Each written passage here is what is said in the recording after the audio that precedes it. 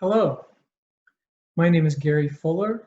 I'm adjunct faculty at the English department at Brigham Young University, and I've been asked to give a small introduction into the American Gothic novel by Nathaniel Hawthorne, The House of the Seven Gables. Now, this introduction does have spoilers, so be aware of that. The novel is, in my opinion, one of the finest examples in American literature of the Gothic novel.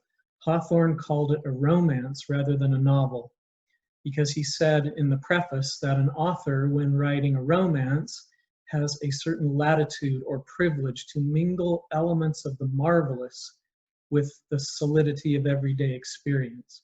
So he intentionally calling it a romance so that he can sort of put in these supernatural and interesting events and characters, and adds, of course, to what we perceive as the Gothic atmosphere in the novel. Gothic, of course, being a subgenre of Romanticism, which is a reaction to the previous Age of Enlightenment, the Age of Reason, in which everything is talked about in terms of things that you can see and measure rather than things that are outside of the physical world, such as ghosts and witchcraft and other things that we see come up in this novel.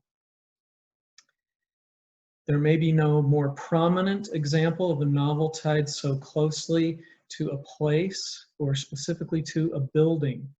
Hawthorne uses his considerable mastery of the English language to paint a picture of the rusty, brooding old mansion as an actual character, or rather a presence in the novel, a witness to and the keeper of the dark family secrets of the Pinchians.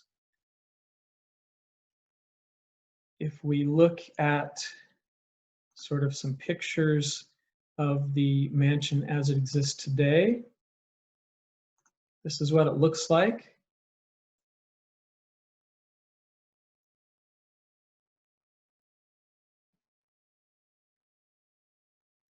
And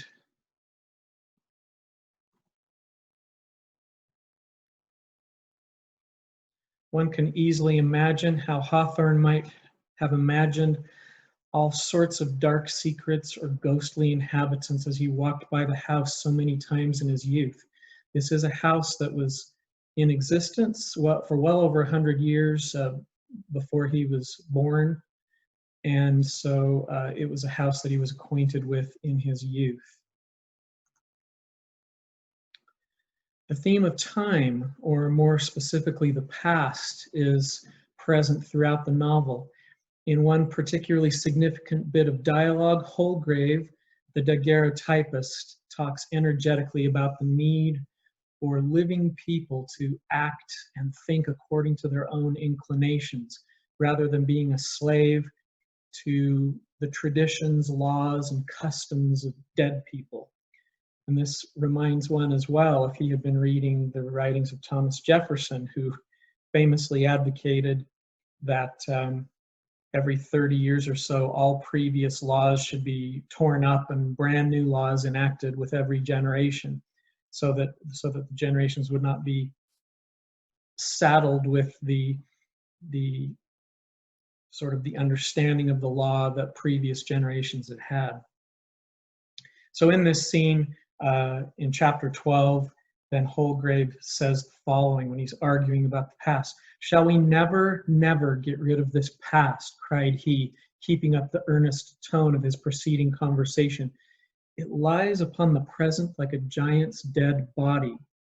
In fact, the case is just as if a young giant were compelled to waste all his strength in carrying about the corpse of the old giant, his grandfather, who died a long while ago and only needs to be decently buried. Just think a moment and it will startle you to see what slaves we are to the bygone times, to death if we give the matter the right word." "But I do not see it," observed Phoebe. "For example, then," continued Holgrave, "a dead man, if he happened to have made a will, disposes of wealth no longer his own, or if he die intestate, it is distributed in accordance with the notions of men much longer dead than he. A dead man sits in all our judgment seats, and living judges do but search out and repeat his decisions. We read in dead men's books. We laugh at dead men's jokes and cry at dead men's pathos. We are sick of dead men's diseases, physical and moral, and die of the same remedies with which dead doctors killed their patients. We worship the living deity according to dead men's forms and creeds. Whatever we seek to do of our own free motion, a dead man's icy hand obstructs us. Turn our eyes to what point we may, a dead man's white, immitigable face encounters them and freezes our very heart. And we must be dead ourselves before we can begin to have our proper influence on our own world, which will then be no longer our world, but the world of another generation, with which we shall have no shadow of a right to interfere. I ought to have said, too, that we live in dead men's houses, as, for instance, in this of the 7 Gables. So this notion that the dead never really leave is very much present in the novel. As the presence of Colonel Pynchon, the original builder of the house, who had sort of gotten the property by helping to convict the original tenant of that land to be sentenced to death for witchcraft, whose name was Matthew Mall. So the presence of Colonel Pynchon, Matthew Mall, also his grandson, who takes a hand in the feud, Alice Pynchon, Gervase Pynchon, and all the rest are deeply felt. Their presence is deeply felt at various points. And the bad traits, feuds, and injustices passed down from ancestors, or as it says in the preface, that the wrongdoing of one generation lives into the successive one, and divesting itself of every temporary advantage becomes a pure and uncontrollable mischief. This notion that is very much present in the novel, he undoubtedly was drawing deeply on his own personal family history as inspiration. As his own great-great-grandfather, John Hathorne, was one of the leading judges of the Salem witch trials, and the only one, as far as we know, to not repent of his actions later during the trials. It is suspected that Hawthorne actually added the W to his surname. He was born Nathaniel Hawthorne without the W. He added it later on, perhaps to be distinguished from this ancestor that he was, of which he was deeply ashamed, at least for the role that he had in the Salem witch trials. The novel also contains, in my opinion, one of the most remarkable chapters in certainly all of 19th century fiction, or anywhere for that matter, in which the current sort of wicked manifestation of Colonel Pynchon, the present day Judge Pynchon, who has actually died in his chair. There's an entire chapter devoted to basically being in the same room with the judge, talking to him, trying to rouse him out of his apparent slumber.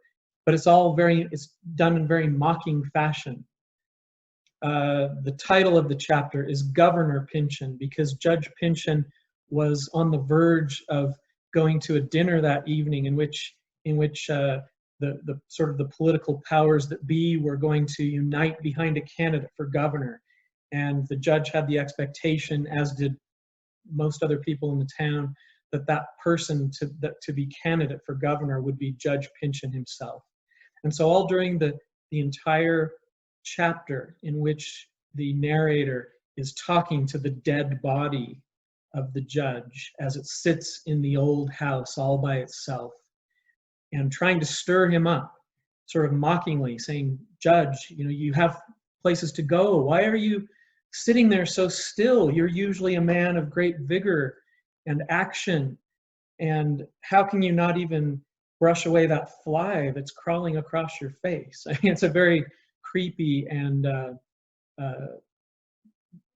just very impactful chapter. As well as the parade of ghosts that goes by of the former ancestors of Judge Pynchon. And last of all, he himself comes in the parade of ghosts, which is just one more clue that he has in fact died.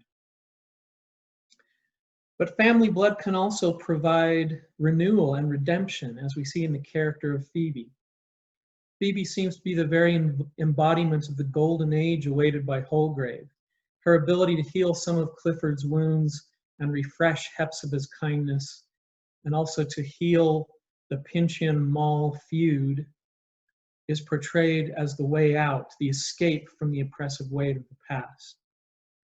Her character is literally a breath of fresh air into the oppressive mansion, and it's a hopeful sign, as she is able to sort of almost single-handedly bring life back and goodness and light back into this family that has been accursed for so long and has been being made to pay for the sins of its progenitors for nearly 2 centuries. So that is the end of this sort of brief introduction to House of the Seven Gables. It's a very remarkable novel, very tied to a place and the family history of its author, and a novel in which death and decay vie with life and renewal. And the final victory of the latter is only assured when the house itself is left behind forever. I hope this has been helpful to you. Thank you very much.